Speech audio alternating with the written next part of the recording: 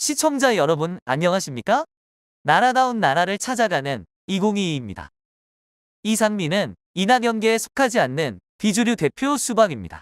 이상민은 지난 민주당 대선 경선관리위원장을 맡았었는데요. 당시 이재명 후보가 도지사직을 내려놓지 않는 채 경선에 참여하는 것은 온당하지 않다고 비판하며 타 후보를 간접적으로 지원하는 듯한 발언을 해 경선관리위원장으로서 지켜야 할 선거 중립 의무를 위반, 당원들의 지탄을 받았었습니다. 이재명 후보가 지사직을 갖고 있지만 마음은 콩맛에 가 있지 않습니까? 그러니까 사실은 그럴 때는 딱 직책을 놓고 뛰는 것이 제가 볼 때는 적절하게 보이는데, 이상민은 대선 과정에서도 조선일보 유튜브 방송에 나가 김건희가 영부인이 될 경우 국격의 관점에서 논란이 되었던 줄리 논쟁을 단순한 사생활이라 돌려세우며 윤석열 지지자들과 같은 입장을 보여 민주당 공동선대위원장으로서 부적절한 대응을 했다는 평가를 받기도 했습니다.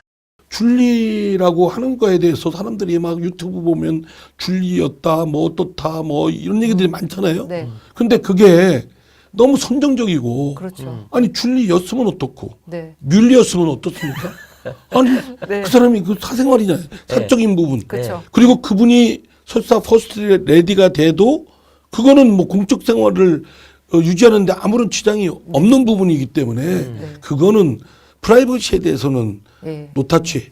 대장동 재판 과정에서 성남시장실 CCTV가 가짜라는 검찰의 문제 제기를 사실관계를 따지지도 않고 여과 없이 받아 조선일보 유튜브 앵커와 함께 이재명 대표를 비난하면서 심지어 JMS와 같다고 비아냥거리기까지 했습니다.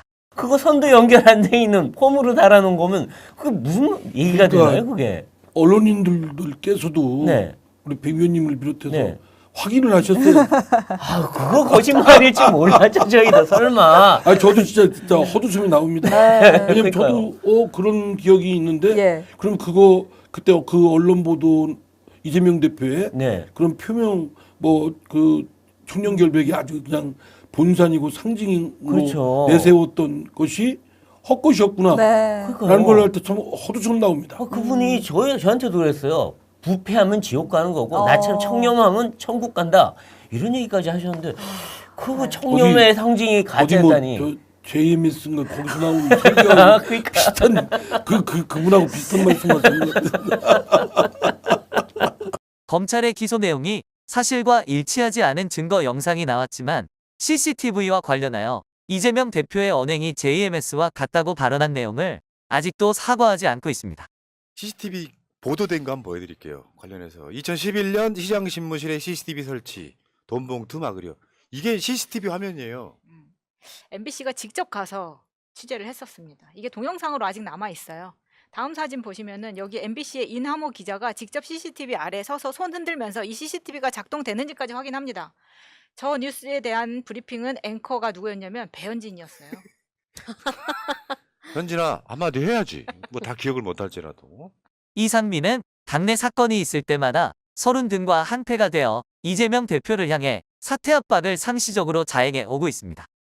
민주당이 당면하고 있는 위기, 어려움은 이재명 대표 사법 리스크 때문에 그것이 가장 이제 큰 거이고, 그러면 이재명 대표의 사법 리스크가 더불어민주당에 검은 먹구름을 끼치고 있고, 예. 앞으로 그 정도는 더 가중될 것이 예상되거든요. 예. 강제 수사권 없습니다. 해야 되는데 그거를 미리 포기하는 거는 지도부의 리더십을 포기하는 거죠. 그러면 당대표나 지도부는 뭐하러 있는 겁니까? 그러면 당대표로 그 직책을 리더십을 발휘할 이유가 없다면 그 자리에 있어야 될 이유는 없는 거죠. 이상민은 왜 이렇게 이재명 대표를 비난하며 끌어내리려고만 할까요?